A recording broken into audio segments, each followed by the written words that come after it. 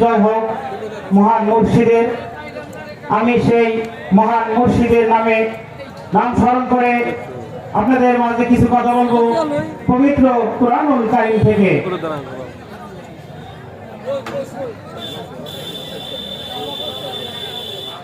আমার সেই সৃষ্টিকর্তা মহান রব্বুল আলামিন যখন কোরআনে এই বনি আদম সন্তানকে ডাক দেয় দুটি ভাবে, একটি হলো ইয়া আইয়ুহাল্লাযিনা আমানু, হে ঈমানদারগণ, হে বিশ্বাসীগণ, আর একটি ভাবে ডাক দেয় ইয়া আইয়ুহাল্লাযিনা মুমিনু, হে আমার মুমিনগণ। ইয়া আইয়ুহাল্লাযিনা আমানু হলো বিশ্বাসীগণ, বিশ্বাসীগণের ঊর্ধ্বে মুমিনগণ। একজন মানুষ যখন পরিপূর্ণ মুমিন লাভ করে তখন তার জাত সেবা স্বয়ং আল্লাহর সাথে মিশে যায়। তাই আল্লাহ পবিত্র কোরআনে ডাকতে বলল, হে আমার বিশ্বাসীগণ। সূরা আল বাকারা আয়াত নম্বর 112, সূরা আল বাকারা আয়াত নম্বর 132, সূরা আল ইমরান আয়াত নম্বর 102 স্পষ্টভাবে আল্লাহ বলে দিল, হে আমার বিশ্বাসীগণ, তোমরা যতক্ষণ ভাবে আমি আল্লাহকে ভয় করো, যতক্ষণ পর্যন্ত তোমরা মুসলমান না হবা ততক্ষণ পর্যন্ত তোমরা মারা যেও না। এখন মুসলমান শব্দের অর্থ তো আমরা অনেকেই জানি না। মুসলমান শব্দের অর্থ হলো আত্মসমর্পণকারী, আত্মসমর্পণ করা, আহলে বায়াত গ্রহণ করা, নিজেকে বিলীন করে দেওয়া, নিজের মধ্যে আর কিছু থাকবে না। যখন আমরা আত্মসমর্পণ করব, এখানে বাংলার যারা ছাত্র আছেন, আত্মসমর্পণকারী বেশ কিছু অর্থ হয়। আনুগত্য প্রকাশ করা, আত্মসমর্পণ করা, আহলে বায়াত গ্রহণ করা, নিজেকে বিলীন করে দেওয়া, নিজের বলতে আর কোনো কিছু থাকবে না। তাহলে আল্লাহ স্পষ্টভাবে আমরা যদি কোরআন মানি, কোরআনের এই তিনটা আয়াত অবশ্যই আমাদের মানতে হবে। সূরা বাকারা আয়াত নম্বর 112, সূরা বাকারা আয়াত নম্বর 132, সূরা আল ইমরান আয়াত নম্বর 102।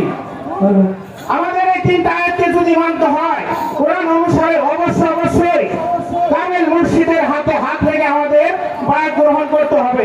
এখন আমাদের মধ্যে অনেক ভাই বলে আমরা কেমন মুর্শিদের কাছে হাত রাখবো, অনেকদিন যাবত খুঁজছি আমরা তো মুর্শিদই পাচ্ছি না। তাই আল্লাহ কোরআনে ডাক দেয় বলে, হে আমার বান্দারা, হে মুহাম্মদী উম্মত, তোমাদের জন্য সূরা আসর দিয়ে দিলাম। সূরা আসরের প্রথম আয়াতে বলা হয়েছে ওয়াল আসরি ইন্নাল আসরি, নিশ্চয় আসরের কসম, এই সময়ের কসম দিয়ে আল্লাহ বলতেছে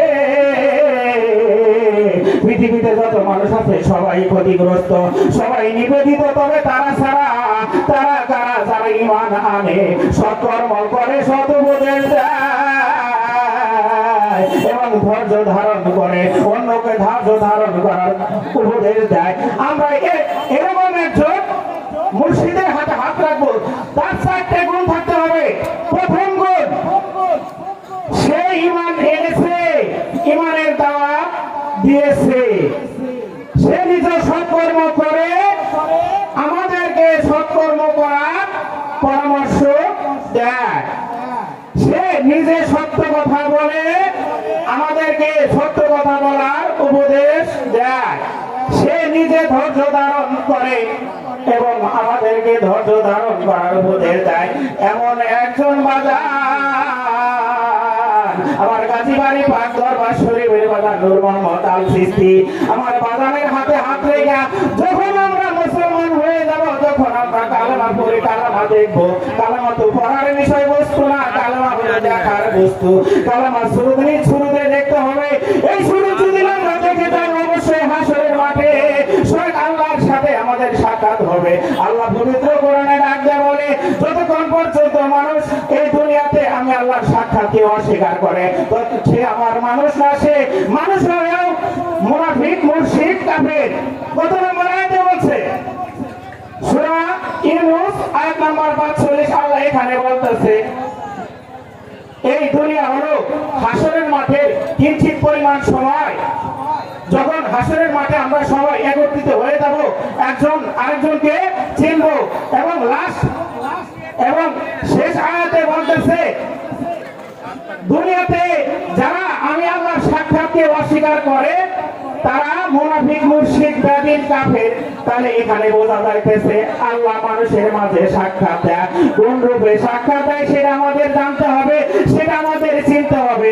পবিত্র কোরআনে 114টি সূরা, 114টি সূরাকে মানব দেহের মধ্যে এমন ভাবে ভাগ করে দেওয়া হয়েছে, এই সূরাকে বলা হয় মাকাম। মাকাম কোথায় কোন সূরা আছে আমরা তো জানি না। এই সূরাগুলো আমাদের পা থেকে মাথা পর্যন্ত কোন জায়গায় কিভাবে ফিট করা আছে শুধুমাত্র একজন কামেল মুর্শিদের হাতে হাত রাখলে সে আমাদের চিনিয়া দিতে পারে, সে আমাদের বুঝিয়ে দিতে পারে। তাছাড়া দুনিয়ার এমন কোন মসজিদ মাদ্রাসা নাই এই কোরআন শিক্ষা দিবে।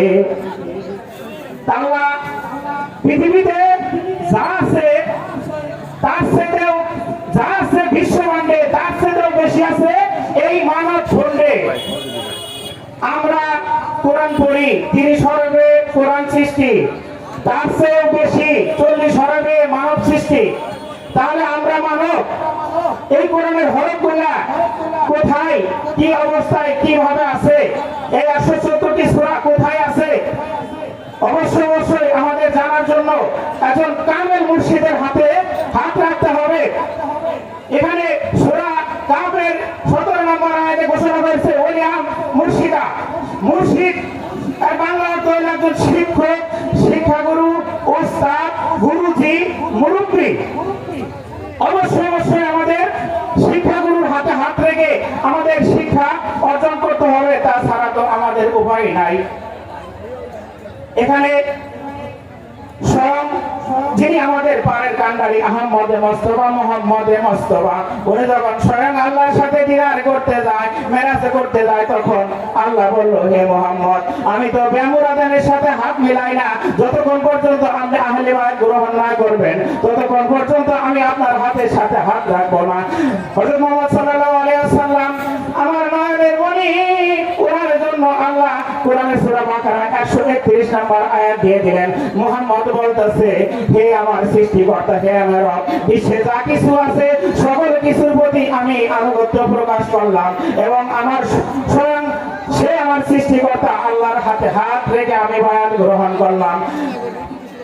আল্লাহ বলল, হে মোহাম্মদ, আপনি হাত বাড়ান। মোহাম্মদ হাত বাড়াইলো, আল্লাহর হাতের সাথে মোহাম্মদের হাত লেগে গেল। মোহাম্মদ বায়াত গ্রহণ করলো এবং আমাদেরকে বায়াত গ্রহণ করার তাগিদে এগুলো তাদের ঘুমে স্পষ্ট করে বলেছে, আমি যাদের মাওলা, আজ থেকে আমার আলী তোমাদের মাওলা, তোমরা আলীর হাতে হাত রেখে বায়াত গ্রহণ করবে এবং আলী তোমাদের যে তাগিদ গুলো দিবে, যে তোমাদের মুসিবত গুলো করবে, অবশ্যই তোমরা মানবে। এখানে সূরা ফাতিরের, সূরা আল ফাতিরের 27 নম্বর আয়াতে বলা হয়েছে,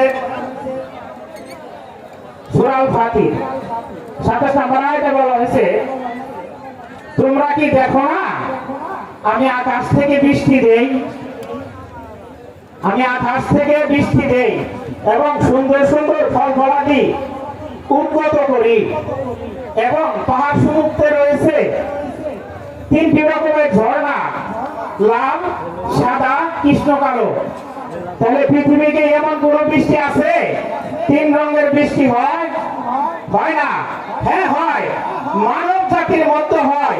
এই বৃষ্টিটা কোথায় হয়, কিভাবে হয়, অবশ্যই জানতে হলে আমার বাজান নূর মোহাম্মদ আল সিস্তির হাতে হাত রেখে আপনারা বায়াত গ্রহণ করুন। সূরা আরাফের 31 নম্বর আয়াতে বলা হয়েছে, তোমরা নামাজ কায়েম করো, খাও, পান করো এবং অপচয় করিও না। আমি আপনাদের মাঝে প্রশ্ন রেখে যাব, নামাজের মধ্যে খাওয়াও যায়, পান করাও যায়, এটা কোন নামাজ? অবশ্যই এই নামাজ সম্বন্ধে জানতে হবে। একজন কামেল মুর্শিদের হাতে হাত রেখে আপনাদের শিক্ষা লাভ করতে হবে। যতক্ষণ পর্যন্ত আপনি কামেল মুর্শিদের হাতে হাত রেখে শিক্ষা লাভ করবেন না, ততক্ষণ পর্যন্ত আপনি হয়ে গেলেন বেয়াদীন, আপনি হয়ে গেলেন পথভ্রষ্ট। আল্লাহ শয়তানকে যখন নতি দিল, শুধু একটা কারণে নতি দিছে, সে আদম সিজদা করে নাই। আদম সিজদা না করার কারণে তাকে নাম দেওয়া হয়েছে। পৃথিবীতে আমরা জিন এবং ইনসান, মানুষ ও জিনের হিসাব হবে সূরা আর-রহমানে ঘোষণা করা হয়েছে। সর্বশেষ কথা বলবো, যারা আদম কাবার মধ্য দিয়ে স্বয়ং আল্লাহকে সিজদা করলো তারা আল্লাহর দল, যারা আদম কাবার মধ্য দিয়ে আল্লাহকে সিজদা করলো না তারা শয়তানের দল। সবাই আমরা যখন দুনিয়া ছেড়ে চলে যাব, আজকে যদি আমি মারা যাই, আমার লাশটা কবরে শোয়ানো হলো, কবরে শোয়াই আমার বুকের উপরে হাতে বলা হবে বিসমিল্লাহি রাসূলুল্লাহ ওয়া বিসামিল্লাহ, হে রাসূল, হে রাসূল, এই লাশ এই মুর্দাকে আপনার হাতে শুয়ে দিলাম। রাসূলের খাতায় যদি আমার নাম না থাকে, রাসূল তো আমার লাশ শুয়ে নেবে না। অবশ্যই রাসূলের খাতায় নাম ওটাইতে হলে আমাকে অবশ্যই রাসূলের অনুসঙ্গী হতে হবে, অবশ্যই রাসূলের অনুসারী যারা তাদের সঙ্গ ধারণ করতে হবে। ভাই কথা ঠিক কিনা? যতক্ষণ আমরা রাসূলের দলের অন্তর্ভুক্ত না হব, যতক্ষণ পর্যন্ত রাসূলের দলের অনুসারীদের অন্তর্ভুক্ত না হব, ততক্ষণ পর্যন্ত আমরা পরিপূর্ণ মুসলমান হতে পারবো না। অবশ্যই মুসলমান হতে গেলে আমাদের আহলে বাইত গ্রহণ করতে হবে, এছাড়া কোনো উপায় নাই। আপনাদের পায়ে হাত দিয়ে বলবো, 7 বছর বয়স হলে নামাজ পড়া ফরজ, আহলে বাইত গ্রহণ করা ফরজ। আপনারা আপনাদের ছোট ছোট মাসুম বাচ্চা যখন 7 বছর বয়স হয়ে যায়, তাদেরকে নামাজের তাগিদ দিন এবং তাদেরকে আহলে বাইত করার জন্য তাগিদ দিন, তাদেরকে আহলে বাইতের মতো অন্তর্ভুক্ত করে দিন, তাকে সুশিক্ষায় শিক্ষিত করুন। জয় হোক আহলে বাইতের, জয় হোক পাক পান্তাতরের, জয় হোক গাজীবাড়ি পাক শরীফের।